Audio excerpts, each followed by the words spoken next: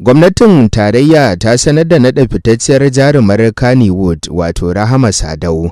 a matsayin mamba a kwamitin kula da shirin zuba hannun jari a fannin kirkire-kirkiren zamani. Jaruma Rahama Sadau dai ita ta bayyana hakan a shafinta na dandalin sada zumunta da ke a Facebook a yammacin ranar Alhamis, inda ta wallafa saƙon da yake bayyana cewa tana mika godiyarta ga mataimakin shugaban ƙasa Sanata Kashim Shettima da ya bata wannan mukami bisa la'akari da cancantarta. Bayanai sun nuna cewa a larabar da ta gabata ne mataimakin shugaban kasar ya kaddamar da kwamitin shirin wanda ke da alhakin lalubowa tare da tallafawa mutane ko kuma wasu kamfanoni da suke da wata fikira ta zamani, wato musamman a bangaren tsare-tsare da dabaru a fannin sana'o'i. Rahama Sadau ta kuma bayyana cewa wannan shiri da aka basu haɗin gwiwa ne tsakanin gwamnati da hukumomin duniya waɗanda suka haɗa da bankin masana'antu da kuma bankin bunƙasa Afirka, hukumar bunƙasa Faransa da kuma bankin bunƙasa Musulunci. Wannan naɗi na Rahama Sadau ya ci gaba da janyo cece-kuce musamman a Najeriya, ganin yadda naɗe-naɗe suke ta ci gaba da kankama, yayin da a gefe guda kuwa a iya cewa fitaccen mawaƙin siyasar nan Dauda Kahutu Rarara har ka wannan lokaci ya gaza rabauta da wata kujera a matakin gwamnatin tarayya. A kwanakin baya ne dai aka jiyo yadda shugaban ƙasa Bola Ahmed Tinubu ya sanar da naɗa jarumi Nuhu a matsayin shugaban hukumar da take kula da fina-finai ta ƙasa, wanda ake ganin cewa kafin a kai ga sanar da wannan mukami nasa kamata ya gwamnatin tarayyar bisa jagorancin Bola Ahmed Tinubu ta fita zakka. To amma sai ga shi Bola Ahmed Tinubu ya kalli cancanta wajen ɗaukar Nuhu tare da sanya shi a shugabancin wancan hukuma. Hakan ya sa da dama cikin al'umma ke ta faɗar cewa shakka babu an sanya ƙwarya a gurbinta naɗin Nuhu, kuma ita wannan Rahama Sadau da ita ma naɗin nata ya iya biyowa a baya-bayan nan.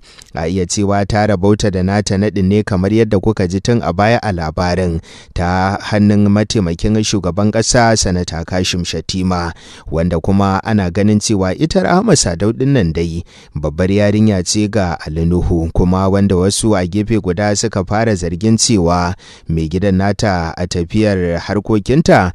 Nuhu shine ya taimaka wajen bayar da sunanta ko kuma bayyanar da irin cancantar ta da kuma yadda za ta taimaka wajen samar da mafita. Ana ganin cewa jaruma Rahama Sadau babu wani abin a zo a gani da ta yi wajen ganin jam'iyyar APC ta kafa a ƙasar nan, abu da yake a bayyane, amma watakila ko ta bayar da gudunmawarta ne a wato baɗili, wanda hakan ya sa jami'an gwamnatin tarayyar a yanzu suka ga cewa lokaci ya yi da ya kamata a ce an saka mata dangane da wancan abu da ta yi, ko da ma ba ta yin ba dai watakila cancanta ce a iya cewa ta kai ta zuwa ga wannan mukami. Yanzu haka dai kallo na ci gaba da komawa zuwa kan mawaki Dauda Kahutu Rarara da kuma ganin ta inda gwamnatin tarayya za ta iya sallamar mawakin, ba don komai ba sai duba da irin gudunmawar da ya ci gaba da baiwa jam'iyyar APC da kuma irin gudunmawar da ya ba Bola Ahmed Tinubu, kai ba ma wannan ba, da ma irin yadda shi kansa Rara din yake buga girjin cewa shi na gaban goshin Tinubu ne,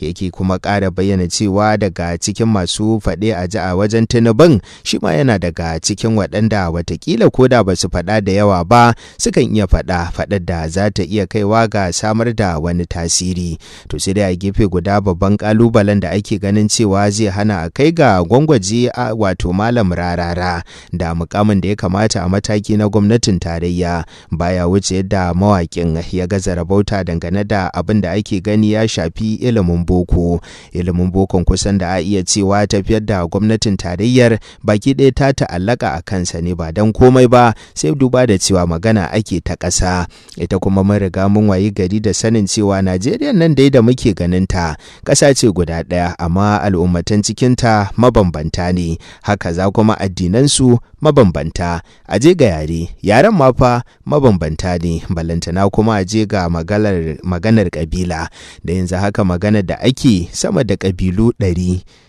na ma takaita. Sama da kabilu da dama ne dai suke ci gaba da rayuwa a cikin wannan Najeriya. A don haka ake ganin cewa da abin da ya shafi ƙasa akwai buƙatar a samu wanda yake da ƙwarewa wajen iya tunkarar kowane ɗan ƙasa ko da ba komai ɗan wannan yare da ya zama na cewa shine common language a ƙasar, a samu a ɗan iya yara shi, wato da ya iya sarrafa A, B, C har zuwa Z.